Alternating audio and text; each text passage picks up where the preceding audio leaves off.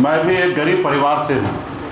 गरीबी क्या है मुझे पता है। तकलीफ के साथ अपनी ज़िंदगी को जीना होता है वो मैंने देखा है, अपने खुद को अनुभव किया है। गरीब मछुआरा परिवार में जन्म लिए, संघर्ष करके इस मुकाम तक पहुँचे हैं। 2 वक्त का रोटी हर किसी को मिले। पिछड़ा, दलित, आदिवासी, अति पिछड़ा सभी समाज के लिए मैं आज संघर्ष कर रहा हूँ। निश्चित तौर पे आप आएंगे, कल का बिहार जो है कुछ और होगा और हम बदलाव करेंगे। जिनको आज़ादी से लेकर अब तक कभी किसी ने टिकट नहीं दिया था, लोगों ने उनसे वोट लेता था लेकिन कभी उनको सम्मान नहीं दिया। बिहार विधानसभा का चुनाव नजदीक है और उससे पहले हर एक राजनीतिक पार्टियां, चाहे वो तेजस्वी यादव का राष्ट्रीय जनता दल हो, चाहे वो नीतीश कुमार की पार्टी जनता दल यूनाइटेड, सभी पार्टियां लगातार रणनीति बनाने में लगी हैं इस बात को लेकर कि किस तरीके से बिहार विधानसभा चुनाव से पहले अपने आप को मजबूत करना है। और इसी कड़ी में एक और जहां तेजस्वी यादव रणनीति बना रहे हैं तो दूसरी ओर मुकेश सहनी, जिनकी पार्टी वीआईपी विकासशील इंसान पार्टी है, वह भी लगातार मजबूत करने में लगी हुई है अपने आप को। और अब इसी कड़ी में बिहार की गडेरिया मोर्चा को अपने पार्टी में विलय कर लिया गया है। तो देखिए कहीं ना कहीं मुकेश सहनी बिहार विधानसभा चुनाव से पहले खुद को काफी मजबूत कर रहे हैं। देखिए कई सीटों पर बीते लोकसभा चुनाव में पार्टी चुनाव लड़ी थी, हालांकि उन्हें सभी सीटों पर हार का सामना करना पड़ा था और ऐसे में अब वो लगातार पिछले दिनों भी कई लोगों को शामिल करा रहे थे और एक बार फिर से लगातार अपने आप को मजबूत करने की कोशिश में जुटे हुए हैं।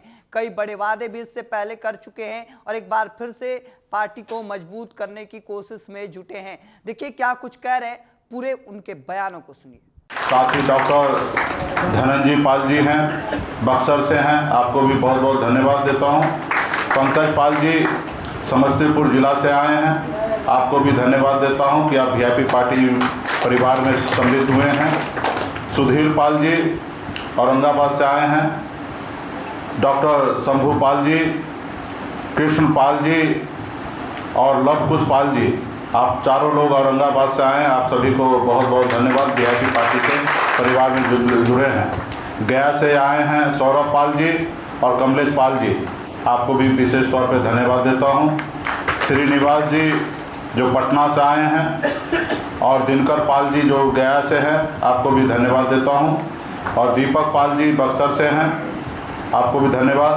भीम पाल जी और श्री राम पाल जी, आपको भी धन्यवाद देता हूँ कि रोहतास जिला से आए हैं। और तमाम आप सभी के साथ सैकड़ों के संख्या में यहाँ पे उपस्थित हुए हैं। आप सभी को पटना की धरती पर बड़े को प्रणाम करता हूँ, छोटे को आशीर्वाद देता हूँ। बहुत बहुत धन्यवाद साथियों। मैं भी एक गरीब परिवार से हूँ।